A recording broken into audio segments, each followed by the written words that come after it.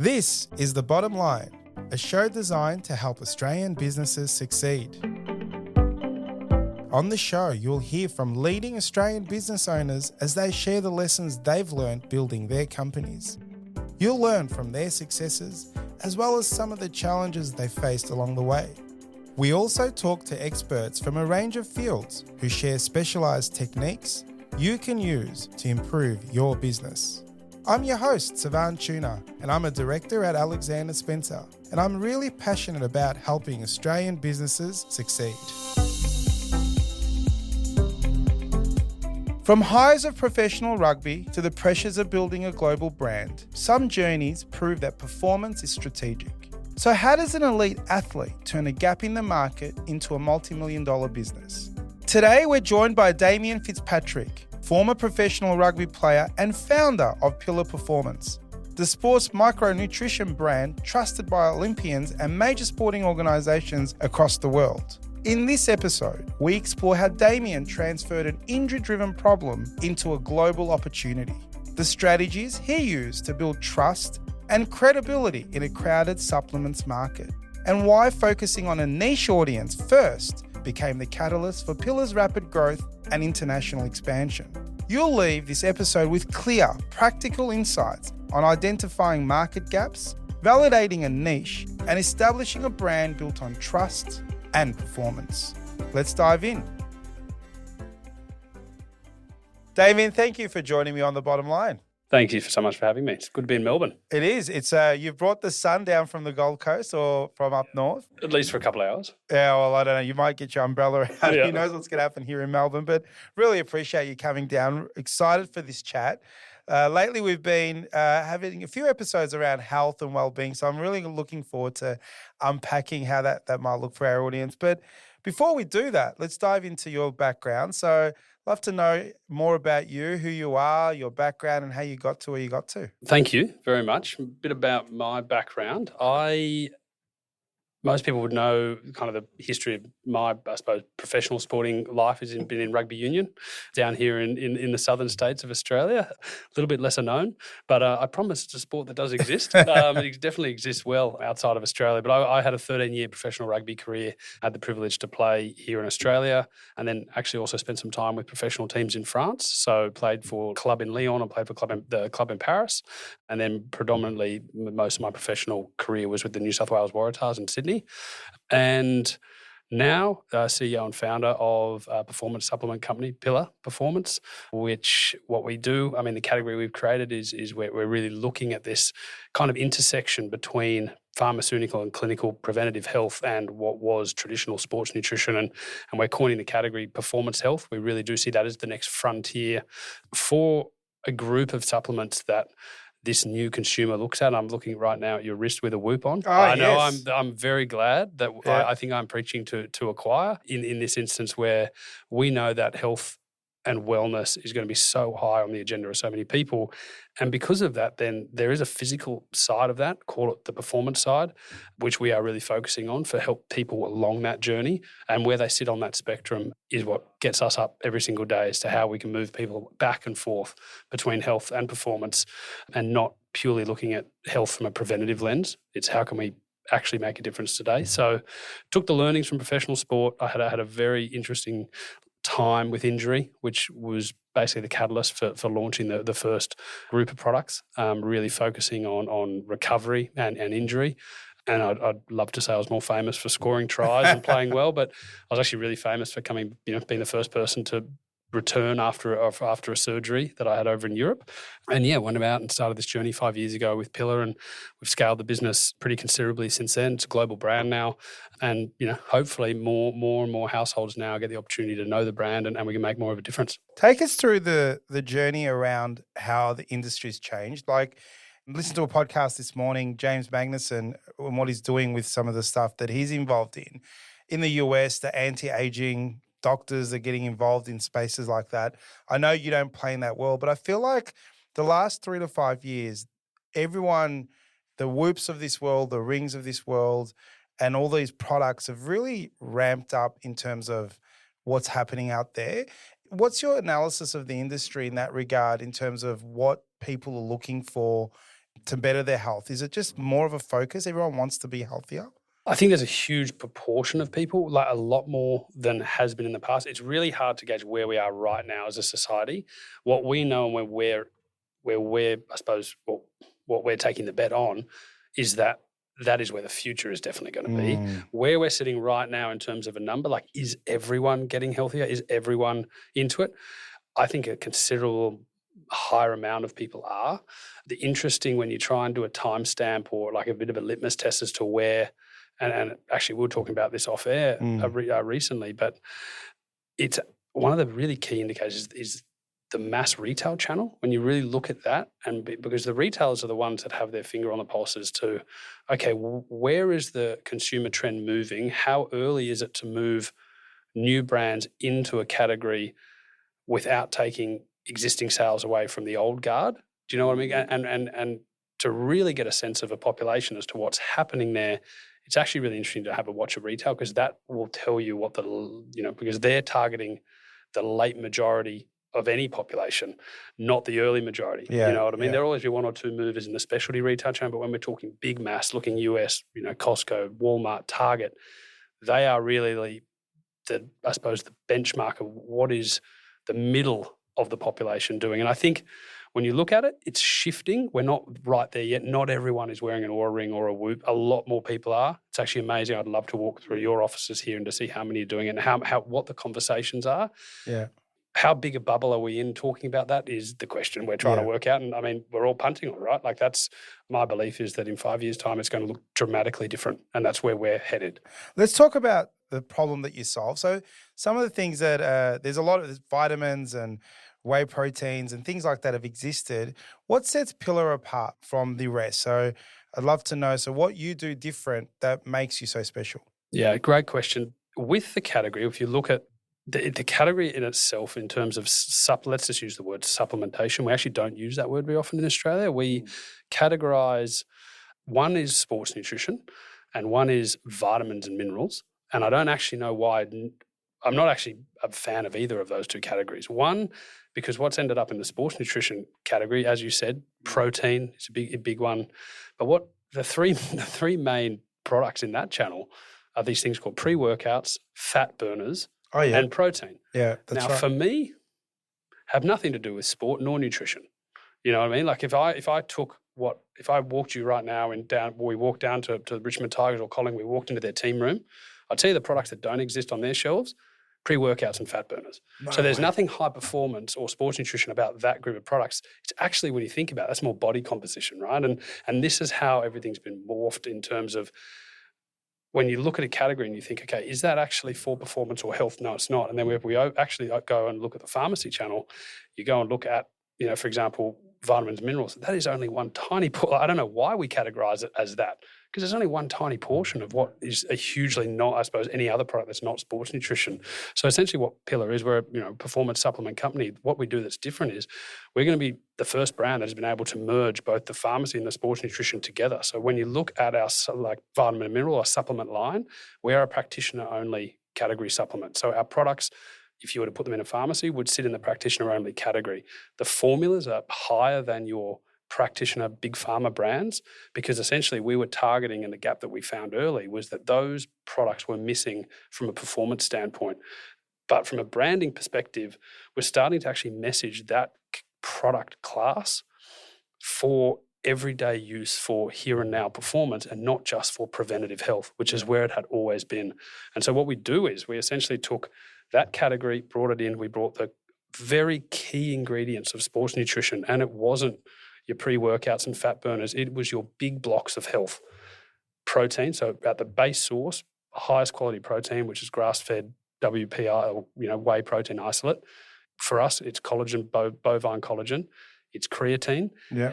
And then we go into our micro range. And then from there are some, there's still a number of products that we haven't sold for yet that are in the pipeline.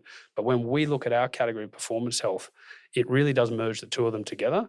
And what we're really working on is, how do we find this place where people know how to go and find that category of product? Because right now they're segmented, but we believe that where things are headed from 5 years from now, consumers are actually going to want to go directly to a category that sits like that.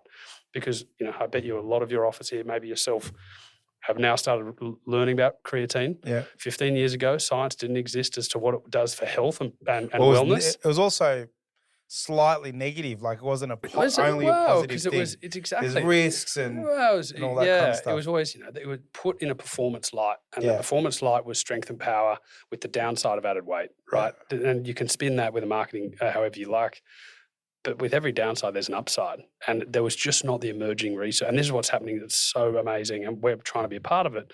We actually have our own internal PhD program. So we do now. wow. We felt that there was no performance-led micronutrition research on the medical side. So we said, okay, let's internalize that. Let's actually, if we're going to make the change, we're going to bring people into this category in the brand. We're going to own the category. We have to educate on it. And when we said educate, when we found that there was a gap in the research, we said, okay, we've got to solve for that. So I was very fortunate to link up with my head of research, who was actually, his PhD was the PhD that Whoop used for HRV. Oh, wow. So he essentially is the godfather of HRV. His PhD was the paper that was used by these wearable companies to put it inside the metrics. And he still does consult when they're looking at trying to tweak the algorithms in terms of what HRV is. So we're really, really passionate. These are the things that kind of happen behind the scenes, but we believe are going to help the brand long term for when people do start to see this category as their choice, that Pillar is that brand that not only created the products, educates them, but also has the research behind it. Is that the credibility piece? Is that, because one of the things I'm thinking as you speak about this, you're actually creating a new category. And then all of a sudden you've got to do that. How do you launch a product and go, hold on, it doesn't fit there and it doesn't fit there, guys, this is where it fits. We're going to set it up. And then they're like, who the hell's Pillow and who are you? Yeah. Like, how's that journey gone? You get very good at, and by default, when you create a category, you then have to find your channel for that, whether is it D2C. In D2C, it's easier because you get to create your own narrative. Yeah. But I always believe, particularly in supplementation, the community or the brand or the customer and the brand is built inside the community, and that is in store. Like if for us, we have a really large legacy in professional sport, and particularly globally, a lot of endurance athletes. So work with some of the best runners in the world, Tour de France cycling teams. But within those spaces, the brand, predominantly our number one channel, is actually specialty sports nutrition and like endurance stores. So we found a way to put what is a health and a product that's always been seen as a preventative health light or performance, and we've put it into a bike store or a running store, and it works. It works. And these have never existed there. So by default, what do we had to get very, very good at, and our sales team have had to get very good at, is explaining how this fits into the space. And it's not easy. It really isn't. It's probably one of the most, we talk about it weekly on sales calls. Guys, how has it been? Oh, I've got this retailer. I've really needed to take them through step one. And it's a process, but it's not easy. You create the category, you've got to lead it. You have to then educate it. If you're going to create it, you've got to educate it. And then there will be followers, but all boats will rise if the tide rises. So by us leading it, if we lead the research, we're doing everyone else a favor behind us. But essentially, the first one, the first brand into the space does get the extra slice of the cookie. So it's like one of those ones where there's not a real formula as to how you do it. You just have to do it. And it is slower than just being able to turn on a Facebook ad. No, 100%. And is your product mainly B2B, B2C? Is it a combo of both? We're actually, we're 60-40 globally, 60 on the retail side. And how does, being a global business, how does Australia sit in terms of how we think about supplements, in terms of taking it, views on health and how that fits into our health regime compared to the rest of the world? I would say we're one of the most sophisticated supplement markets in the world. We are probably the most mature, not probably, I would say, based on where I've been, we have a very strong business in Central Europe. So I've been all through Germany, France, Spain. I don't think there is a premium functional fitness channel. So like your non-mainstream gyms, the corner gym that hosts a community that is doing group classes, training like they're, semi-professional athletes, having a performance outcome, being goal-orientated. I think Australia leads the world in that. And from that, there is this ecosystem of health and wellness and not peer pressure. It's more social connection to be healthier. Where do we sit globally on that? I actually think we lead the world in it. It's quite remarkable. Corners of the US, like these brands that we're talking about, Whoop and everything, they're corners of the US. But when you look at the US in like its entirety, downtown LA does not simulate what's happening in central, for example, whereas you go to different cities of Australia and everyone's operating the same. There are amazing functional performance gyms and, the rise of the wellness and longevity center. So not just longevity centers, but like, your ice baths and your sauna facilities. We started that. Yeah. From what I've seen, we literally were the first ones that said, no, let's make that a separate facility. Now it makes more sense for every gym to have that facility. Yeah. Rip out the spin class room and put that in there. Yeah. But again, we were the first, and that doesn't, like, I just came back from Germany. It doesn't exist. I'm like, there is an like, I was trying to like point people on the street and say, mate, you're an entrepreneur. Get this get some saunas, drop them in here with some ice baths and work it out. Because Europe, they haven't done it yet. We have our own staff there. They're like, what are these wellness, like, recovery centers you guys are going to? We're like, the sauna and ice baths house. And they're like, yeah, but they just don't exist yet. Yeah. And look, I won't name the gym that I go to, but they just set up a new facility near my place. And they did exactly that. They've got a Pilates studio, no bikes. The Pilates studio goes nuts, by the way. You can't get in. Oh, Pilates is amazing. And they've got an area specifically for that. 3 saunas, ice baths. And they've even got, you can put the suits on, the ones that you wear on your pants. Normatex compression boots. Yeah. So we're not talking premium gym. This is just a $20 a week kind of gym. And they've built this purposely for that. So I can resonate to that definitely in terms of what we're doing here in Australia. I wanted to talk about, in terms of the storytelling and the brand, you're trying to create something from the ground up. But how did you balance trying to go, okay, we've got to create this, but it's got to be commercially viable? And how did you kind of mix the two together in terms of the development phase where you're going, well, okay, we've got to get the science right, but then we've got to get the branding right, and so that it looks right. And you mentioned you're partnering potentially with a partner where you're doing something unique in terms of the coffee and that. Is all of that part of trying to get the product to market, or is it just building really, really good products and it takes care of the rest? I've only learned this through kind of going through the process, but it starts with product, right? Yeah. Product is where you need to start, because without an amazing product, you can't get repeat purchase. Yeah. So if you think about innovation and product, you have to be doing something different. You have to be doing something better. But there is plenty of great, there's rooms of scientists, of people that are coming up with better products. If we just think about nutrition, like you can create better tech, better product, but you have to, for the longevity and to bring it to market long term to get repeat purchase, that sits on brand. Yeah. And so you've got to have both. It's got to start with the price. So we always go, number one is innovation and product. When we bring out, for example, like a protein, we don't just bring out a WPI. It needs to be grass-fed, needs to be sourced from New Zealand. That's your point of difference on the product. Yeah. How do you message it? Then sits on brand. And so we really place, and we're going to place a lot of focus now. And, thankfully after 5 years, you get more revenue, you get more marketing dollars. You can do bigger plays as to how you do your brand marketing, because at the end of the day, when someone can copy you, right? Yeah. Like eventually there'll be another product that looks exactly the same, and it will be my brand versus your brand. Yeah. So I saw this firsthand as to, like, it was my own teammates, for example.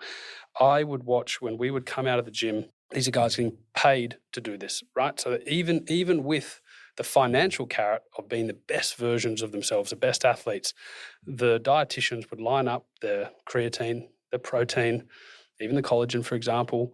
Those products always sat in sports nutrition packaging. Yeah. It was black. It looked great. Yeah. Players loved it. It made them feel special. Yeah. But on the micro side, and these were actually 70% of the products we needed, the products that kept the players on the field in regards to inflammation, the things that made sure that their muscles were recovered, like magnesium, omegas, again, for the inflammation. Immunity was a huge one. So it would have to be, really, really stringent on vitamin C, zinc levels, vitamin D levels. Because if you miss training because you're injured, it's exactly the same as missing training because you're sick. Yeah. And the coaches hate both equally. And they didn't realize, but we actually took probably more of those supplements than we did, just protein. But when the dietitians would line up these brands, and by this stage, professional sport around the world has gone to the, no one's taking the over-the-counter products. It's all the practitioner stuff, because the premise was, they're the strongest. I would watch my own teammates race out of the gym and could not put enough protein and creatine in their shakes. Dietitians would ask them to take a fish oil. No thanks. And the reason why was because those products were the same products that their mum and dad were using. Okay. In the same packaging. Yeah. And it didn't align to them. They're like, I'm a 110 kilo rugby player. I'm, training 20 hours a week. I'm not taking the same magnesium as mum. Yeah. And that's when I knew when we were to do this, we had to solve it from a formula perspective, because the other thing was the formula was also the formula for their mum, because the big pharma in pharmaceuticals, they can position the formulas for 55-year-old plus women. That who buys and shops preventative health. Yeah. That's what they were targeting. I knew we could solve the product, but it was actually the brand. How do we create this side of the ledger to match and get them to feel like it was the black and colourful? But then what we took the bet on was, and that's why our packaging will be very deliberate. It's glass. It's quite minimal. We needed to make sure we then didn't alienate that wellness consumer and that potential female performance consumer like a lot of the sports nutrition brands had. So, and that is all brand. The whole thing is brand, because at the end of the day, if you don't make a customer feel great about what you do, they're not going to stay. When you launch a new product, they're not going to, they won't be that feeling that, okay, now Prilla had my trust on product one. I love that brand, love what they did. They did that cool event. I went there. I saw them here. They did a product collaboration with this other brand I love. That's my brand now. Yeah. So then you can build that loyalty behind it. And the community that goes behind it. Absolutely. What's the scientific background? So when you launch a product like this, is it similar to medicine? Do you have to get it approved? It sounds like it's a complex thing. What does that work? Everyone should be really thankful that TGA here in Australia, they do a fantastic job. The barrier to entry on this category is really high. Good. That's good. Which is great. US, far lower, wild west in terms of what happens over there. So there's two categories. You've got supplemented sports foods, which is more of the products you can find in your traditional sports nutrition bay of a retailer, and some functional just grocery superfood products would also sit in that regulatory space. And then anything that would sit in what's called complementary medicine has to be regulated by the TGA. So steps with that is you have to use a manufacturer that is TGA compliant, and that is really difficult to get, which comes at a high price point. So usually it's just big pharma companies. So if you were to go with those manufacturers, because they're used to dealing with very big clients, huge MOQs. Yeah. We learned this the hard way. You then have to match up all of the claims you'd want to make on your product have to be third-party test and approved by the TGA. So if you wanted to say, for example, on our magnesium product, the claim relieves sleeplessness, and those exact words, the TGA provide you with those claims. You just can't make them up. The TGA will be like, this is your formula, this is what you are regulating, these are what claims you're allowed to make, and therefore you will then get your TGA registration. And then that registration gets reviewed on a 12-month rolling period. So really difficult, because those steps all take, it's a bit like getting a DA, and they all take time and steps.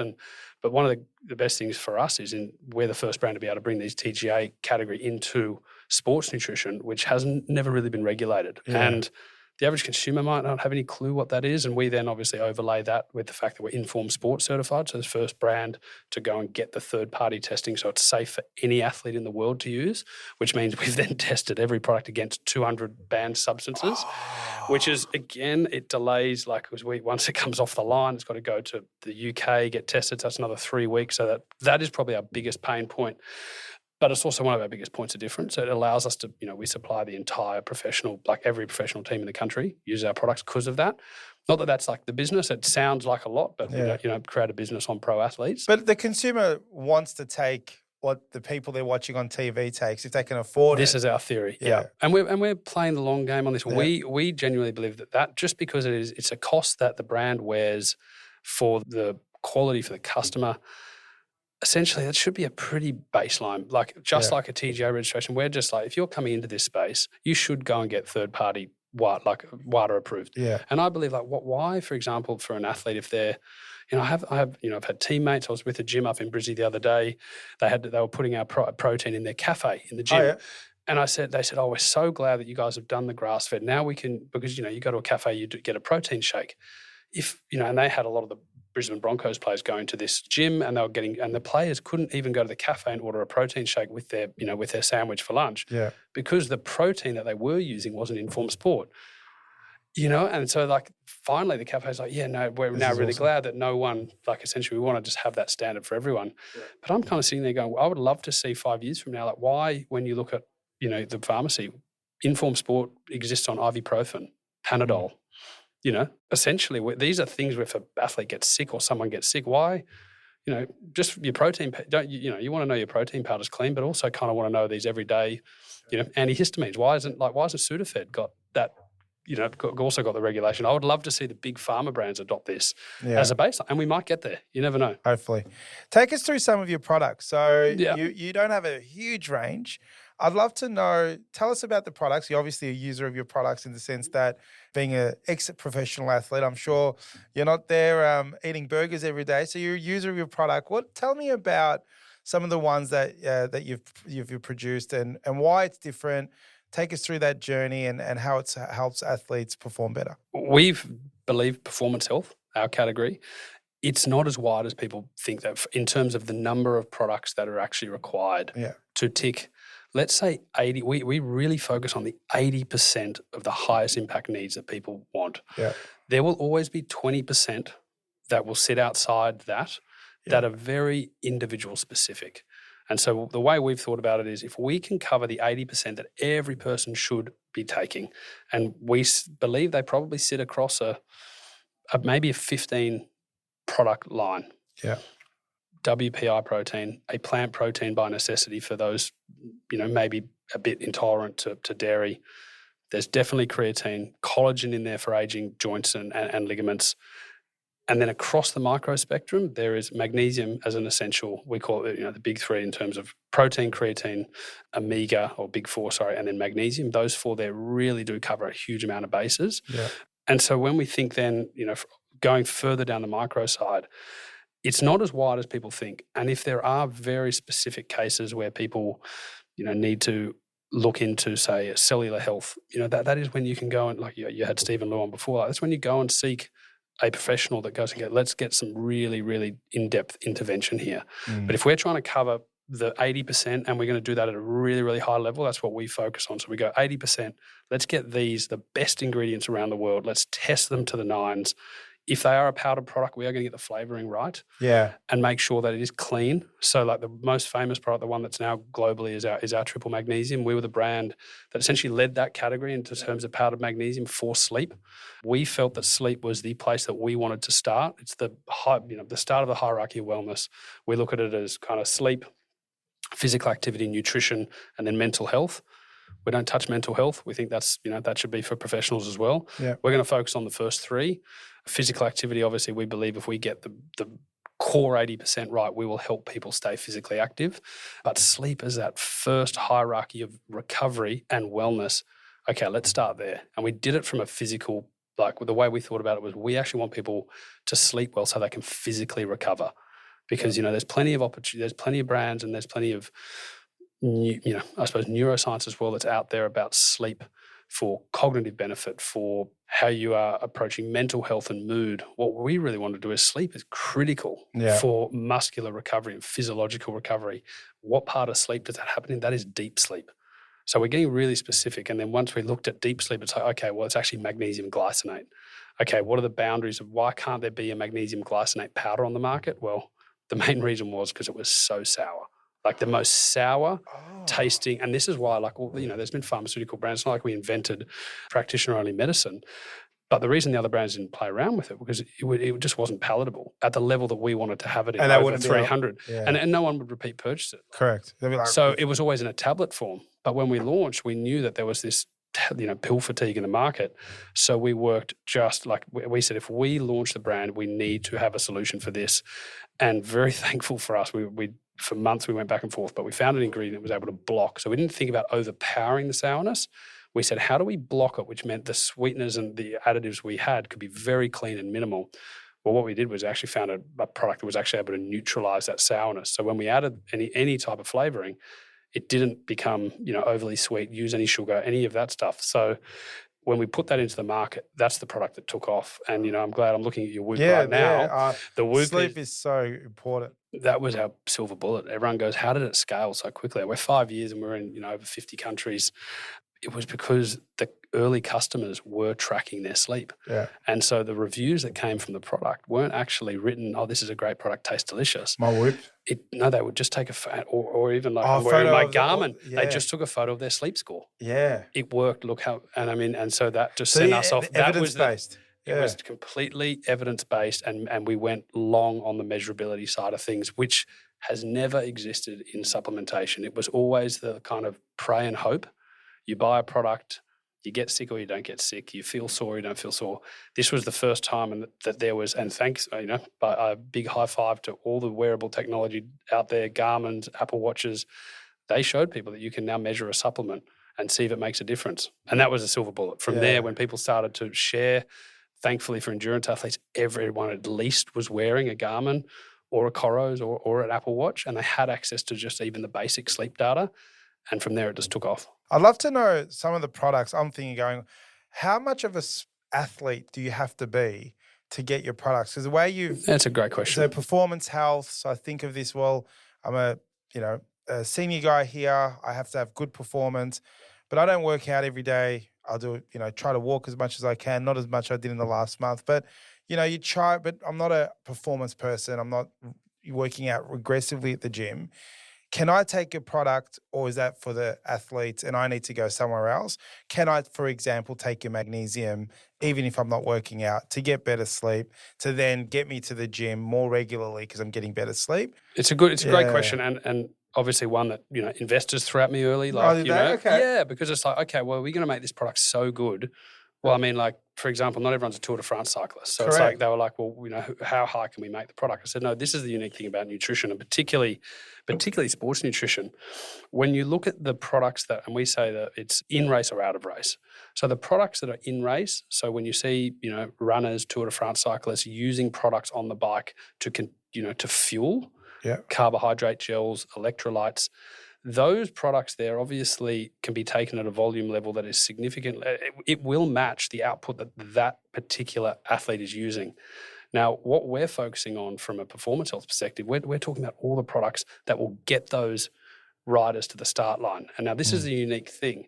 Once they get on the start line, what they're taking in between the finish line and the start line is actually no different to you and I. It's not like they're taking 40 grams of creatine and the recommendation is 5 grams of creatine. So this is the unique thing. There are, sedentary people out there, elderly, that are getting recommended to take 15 grams of creatine. That could be the exact same amount as the yellow jersey winner in the Tour de France. And, we spoke about Dr. Lou before and Everlab. So Everlab are now bringing pillar products into their customer base. At all, they are not targeting an elite athlete. They're targeting basically between 50 to 65-year-olds. But their message is, well, if I'm recommending a 55-year-old plus female creatine, which everyone is being recommended right now, we should all be on this supplement. There is absolutely no evidence to say that anyone shouldn't be. They're saying, well, I want this product to be the cleanest form of creatine. So we use one called CreaPure out of Germany. It's the only non-Chinese based. It's the cleanest, purest form of it. And also we want to know, hey, guys, like they want to be recommending a product. This is actually can be used by Olympians, but it's also good enough for you. Wow. And so performance health, when you look at that range of products, as long as you're not like trying to match it with output, protein intake, for example, it's all based on body weight.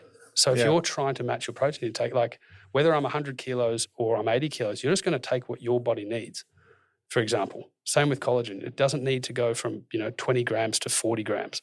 It's a difference between 10 and 20. It's just there are slight tweaks in there. And on the micro side, it's actually becomes smaller and smaller.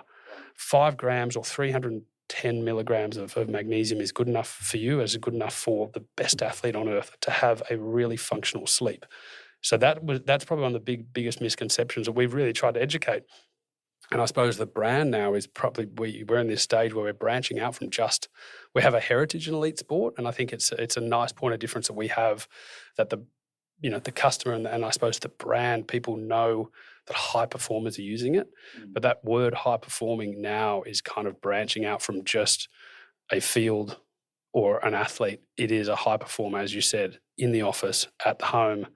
It's a little bit of exercise when we can fit it in, but it's just high performing to be as healthy as possible. Yeah. And that's the unique thing we're headed now. There is this crossover between high performing health and high performing performance that we're meeting in the middle for. And look, every business faces turning points. You've been only going for 5 years. You've had investors and you've obviously launching a completely new product.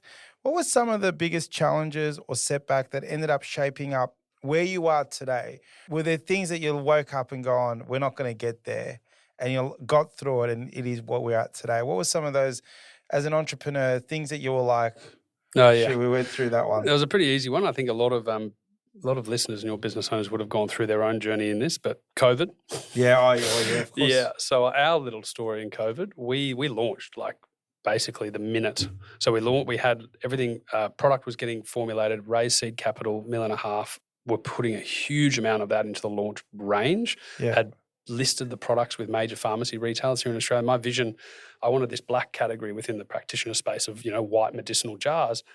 I wanted the pillar black shelf, and still, one day it will be there, right? For me now, it's not the right position for the brand. But so basically how it works in pharmacy, head office buys a product, goes into DCs, and then from the DC it goes into the different franchisees, and there's multiple hundreds of them. For us, we did the deal, purchased the product, manufactured the product, delivered the product into the D2C. That exact same week, the whole of the country went on lockdown, meaning it was meant to then go from the D2C into the pharmacies where it was meant to start selling through. But instead, no one was going into the pharmacies, we're all locked down, and it sat in the DC. So it was a strange time because technically we had the invoice for the product and we got paid. But deep down, I'm sitting there going, this is like this is fool's gold here. Yeah, because if it does, they're not reordering if it doesn't sell. That's exactly, and I'm sitting there going, okay, I've solved a short-term cash flow problem, but I have a serious problem long-term, because not only do I now not have product that I can move, I can't take it out of the DCs. They're like, no, it's going on the shelf, but it was going on very slowly. I then was like, well, this is not selling through. We don't have the opportunity, and we're then doing all of our launch marketing. We're doing launch marketing. The product didn't even exist on the shelf. And so we had to make an immediate pivot. And the funny thing was, it happened in that COVID period, and it was a blessing in disguise. Sometimes you just never know. It was probably the most stressful time because we had the products. We solved a short-term cash flow, but then there was this long-term, this long tail effect that we couldn't get the data we needed to see if the brand was going to make that impact. And I think even 5 years ago, we were too early in the pharmacy space because once we came out of COVID, pharmacy, like everyone was they were so health concerned as to avoiding COVID. The pharmacies that were meant to be partnering with the brand to really promote this movement were actually solely focused on giving COVID injections. Oh. They did not have time for a rep to walk into a pharmacy and to say, oh, can you stop and let me explain this new, direction of performance and practitioner brand? They were just like, I do not have time for that. Like, can you not see the line of 30 people that are here to get COVID jabs? Yeah. And so we had to pivot, and what actually happened in that 12-month period, we really focused on the education online, really focused on our D2C business. In that time, we learned that it was actually endurance athletes. So out of COVID, everyone, because their gyms were closed, everyone started running and riding bikes. Yep. And that runner, who maybe was a niche sport, right back then 5 years ago, is now the fastest growing sport, and you cannot get into any of the marathons anywhere in the world. Yeah. It is now the cool sport that everyone's doing, and there's more money that's being invested in it. We learned right back 5 years ago. You saw the data. We saw it coming. And the unique thing was they're also that customers and triathletes particularly, they're willing to read science. And so once that took off, what we said was, okay, and then we started getting running stores, cycling stores, sports nutrition stores. So while the brand was a very highly formulated clinical product, it was actually channels that never before existed in that space that were adopting the brand and selling it through. So now, and that changed the whole thing. So when COVID actually came back, I told the pharmacies that had to undo those. I said, guys, it's not going in there. Because by that stage, triple magnesium could not stay in stock. We would put it in a running retailer, we'd put it in a high-end bike store. They couldn't keep it on the shelves because once someone tried it, they stayed on it and told their friends. But people would not walk into a pharmacy and buy it. So that immediately told me what our customer, where and how they see our brand.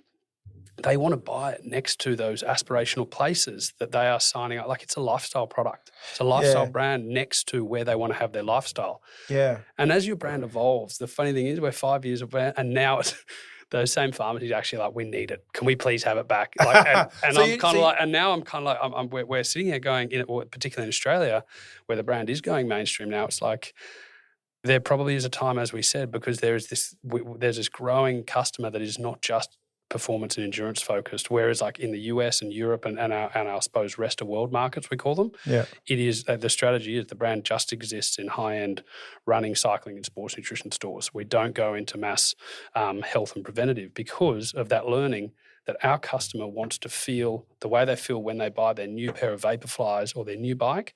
They look and they okay, I'm entering into this lifestyle now. That's where I find my pillar. That's me. This is my lifestyle. The goal-orientated person is going to be finding our product in the place that they're going to go and join that goal-orientated lifestyle. Yeah. In Australia, it's definitely not different. Right? Not right now, but in Australia, we're probably the closest to going now of offering the brand into a wider customer base, just because it's been here longer, where there is a lot of momentum behind what the brand is doing. And, there's partners now like Everlab that are coining on to, it's not just because the brand is for performance, but what it can do for people can branch so much further than that. I feel like doctors have a big part to play. Obviously, you mentioned Everlab a few times, but there's GP clinics, thousands of them across the world. People getting sick, going and visiting their GP, taking their family there if they've got kids. But very rarely doctors talk about what supplements are you on? Is your vitamin D right? Are you on magnesium? They don't ask, are you sleeping well? And I just feel like there's a burnout with the GPs anyway. They're doing these 15-minute cycles of appointments. They're so burnt out, they don't have time to ask you about a lot of things that they should.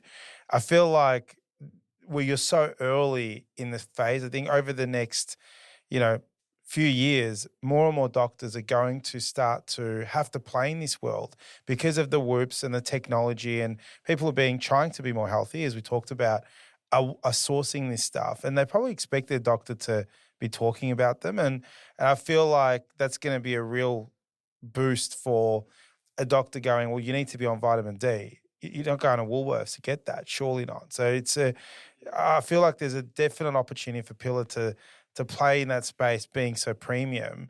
If your doctor's going to prescribe or talk about supplements, it's got to be the best. So what's your view on that? Do you think there's an angle there where over the years, more and more practitioners are going to be talking about supplements more and more than we have been in the past? I think they need to. I think I've got a couple of mates who are GPs. They've even just said anecdotally, they said their patients are coming in with more ammo, they're calling it, they're coming going, hey, this is what I believe. I've been listening to Dr. Andrew Huberman. I've been listening to 5 or 6 other podcasts. I can do all my own biomarkers now and research. This is what the supplements I need to take. What is your opinion? Yeah. And they can't sit there and say, I don't know or care. I'm a doctor. I'm going to worry about your curative, not causation. But unless they change, they're going to lose, there'll be an element to it that they'll lose credibility if they don't know these basic things. And my friends are saying, and it's very this is the most number one recommend, creatine. They said they've never had so many women coming in saying, I want to take creatine. Can you recommend X? Or what dose should I take? Because I've read 20 grams menopause, 10 grams osteo, 5 grams as maintenance. What's your recommendation for me? You've been my GP for 10 years. What's your recommendation for me? And you can't not. So this is the best thing about access to information. It's going to upskill our medical category. None of these products are prescribed, right? They're often no, exactly. Yep. Yeah. So how does that person find out at the moment if their doctor doesn't know? Is it just online research, the education that you do at Pillar to understand how much creatine to take or how much protein to take? Education is a huge thing. And it's not just one of those things where it's just going to fall into your lap, particularly for certain products. Where we are headed and where we see our space in this is, yes, we're going to lead the way in terms of what curated range we bring into the market. So people then are kind of given some form of scaffolding to start that performance health journey on. Where the next step we want to go to with that, because for us, we feel if we've started this, as I said, that research element is really important to us. So we need to layer, and this is comes in with that brand marketing piece I was saying. We then go, okay, if we're going to be the brand that leads on the product front, creates the category, there will be category followers. What sets us apart? Okay, let's layer it. Let's be the one that leads the research. Okay, so let's onboard PhD students. Okay, what's the next thing then? How do we not just be that brand to tell people, hey, you know what, just take supplements indefinitely for the rest of your life. Thanks for your money. Yeah. No, that again, it's gonna wear thin really quickly. So what the next step for us is to be how can we actually tell people when and how they need it? And this is the barrier from Australian perspective than say the US. We're not allowed to do at-home blood testing yet. Oh. It's incredible. You can sign up to programs. They send you your blood kit every you can, however you want, monthly, 2 monthly. I've got two Australian entrepreneurs have started, one called Superpower, one called Rhythm Health. Same concept, both doing amazing things in health. And these Australian entrepreneurs have gone to the US because our regulations don't allow it yet. But you can get your biomarkers measured monthly, comes back on your phone, and you can see exactly the trends that are happening. And then from there, tailor your health down and your supplement regime based on that. What we're about to launch, excitingly, we are going to launch and start the process of bringing blood panel. So in Australia, we are allowed to have blood panel testing, meaning we can do a lancet prick on the finger. You're allowed to put the blood onto a panel. We send it off to our lab, and from there you can gauge, and we're starting with Omega. So Omega is probably one of the best places when people go, how do I start supplementing with Omega? It's like, okay, well, what is your baseline? What is your omega-3 index versus your omega-6? Let's look at that baseline, and then you work out your supplementation plan from there. 12 weeks later, retest. And if you're then in the green, you don't need to potentially overdose in what you then go on to a maintenance dose. And so that's where we want to get to in terms of this idea. It's a clean feedback loop between baseline, supplement, retest, and then maintain without just putting everyone on the highest velocity to get sell-through and more product. We're now bringing, so we've partnered with a lab with a brand out of the US, which has brought the testing kit into Australia. It'll be the first one into the market. So people can now come to Pillar, they can get fully sent at home. You then send in, they get a return envelope. It goes off to the lab here in Melbourne. And then you get your personalised report, and your report will tell you your indexes and then what your next steps are for the next 12 weeks.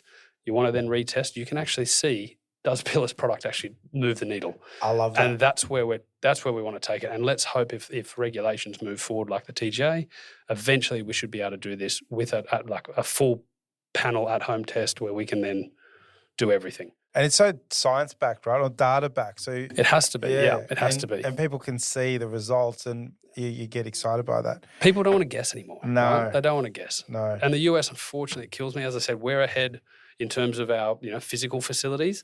We've got some of the best wellness, best gyms, best coaches, best sports scientists. We do a lot of amazing things here, but I would love to see where we can get to on this progressive health and being able to take health into our own hands, get our blood work, use the technology that AI is to enable us to because with AI, what's happening then, you can then move through all of the data based on your own trends versus huge amounts of other data. And realistically, if you get that right, we should be able to pick up diseases well before that they come and catch people off guard. A couple more questions. One is about food. Obviously, 100 years ago, supplements weren't around and people survived on food. To those that say, look, it's all a phase, it's done in the labs and whatnot. Get all your nutrition from food. If you're not eating well, it doesn't matter. What do you say to that? Because I think the nutritionists out there will be saying, well, you need to eat well, and if you do the right thing there, you shouldn't need to supplement. Your body produces creatine, rah, rah, rah. What do you say to those thinking? I think it's a mix. It's definitely not true. You can get everything from food. That's false. We always go by, and I think a lot of dietitians go by the premise, food first, but not food only. So we never want to get into this space where it's a supplementing world instead of food. But let's just say if you wanted to solve, and we'll use some really simple comparisons here. If you wanted to hit the level of magnesium that you would, magnesium comes in some lipids, it comes in leafy greens, for example. Let's say a bag of baby spinach. To get the amount of magnesium you would need to intervene on what you would want for sleep, you would need something like 2 kilograms of baby spinach. Yeah. So for example, if you want 1,000 like our Ultramune, if you want 1,000 milligrams of vitamin C to prevent immune issues if you're on a long haul flight, for example, you'd need 16 oranges. And with those 16 oranges, there's a lot of sugar, natural sugar in oranges. Yeah. And this is the thing, you can get there, but you'll be eating oranges from the start of your day all through your first meetings, all through, and your glucose in the totally, and you want creatine out of red meat, okay, no problem. But if you've got the money to go and spend with grass-fed, red meat, that's what it'll be there. Or you can take an 18-cent scoop of creatine. Yeah. There are definitely ways of getting there. It's what you're sacrificing for it, that it's going to be difficult. And then there are times where you literally can't. So if you're a vegan, for example, you're plant-based, you're not getting B12 in your diet. No. Simple as that. So supplementation is essential, and same with creatine. So creatine's coming out of red meat. There are very minute sources and very small, it's less than something like less than 20% of what your body intake actually would need can be produced by the body. Therefore, creatine, you need to be supplementing with it. For example, protein. Like if you try and really stick to this high protein, a lot of people are now saying we all just need to be taking higher protein, particularly later. Like my own dad, I'm really working. He's now, 72, taking his health more seriously. We're working on how much protein he needs purely to stop this. There's a muscle dyspertrophy that happens for males over 65. Needs to be upping his protein intake, but he also just cannot. You cannot eat. You cannot eat that much protein. So it's a far easier way for him to just be able to have with a meal another scoop of WPI protein. It's grass fed, tastes delicious. It's an easy way for him to hit his protein goals. So we always say food first, not food only. Amazing journey so far. It's so cool. It's I can see, in most businesses when you last through that first 5 years, and you're getting through it, and you've done an amazing job. You're global already. What does the next 5 years look like, Damien? I'd love to get the crystal ball out. As the founder, where do you see Pillar Performance go in 2030? I want us to be leading a movement here in Australia. Like that's for us now. We've been able to set up some really strong global infrastructure, and for us globally, we can't you can't with the capital that we've got, you can't win everything. You can't win everything overnight. But for us in Australia now, it's going to be a huge focus for where the brand is, the positioning where it sits, and the Australian consumer. Where we hope that we can make the biggest difference is start to move this space of performance health kind of out of the shadows of very niche high performers, elite athletes, and into a wider demographic. We're pretty ambitious about where things can go horizontally as well. There's still some gaps that we want to solve, and I feel by, if we zoom out from 5 years' time, we're going to make things very, very easy for a consumer to enter into a performance health journey, start with a product range, and then work their way through them at different stages. But over 5 years, if we can be, change this in the places where people access those products, start to make them a little bit more available in the places where people can find them, start to, educate more. Like in Australia, to set up across 5 years, I should say, we've had to really just divide our time and marketing capital and education across the world, basically. Over the next 5 years, we're going to make a massive focus on Australia to make sure that this is our home market. It's our biggest opportunity, and we've got the biggest brand permission to win and own this space and to make a really, really big cultural shift in how people are thinking about it. And so when I look out for 5 years' time, I would like to see us as, when people think about this category, they think pillar. Right now, there's a few people who think pillar. Right, 5 years, if I zoom out, I want everyone to be thinking pillar. We've done our job. Well done. Well, thank you so much for joining me on the Bottom Line. It's been amazing having you on the show. I've learned a lot. I've been reading about the magnesium journey. I actually generally get a good sleep, so I'm not too bad. But I'm going to investigate that a little bit more. You're making people's lives so much healthier. People that are going to the gym hopefully can recover and achieve their goals, and hopefully in years to come, you are the number one sports performance supplement company, Pillar Performance. Thank you so much. Been awesome. Thank you so much. And we'll make sure we get some magnesium to the office. We'll get everyone sleeping well. Well, hopefully they'll come into the office bright and early with lots of energy. Thank you. Awesome. Thanks for having me.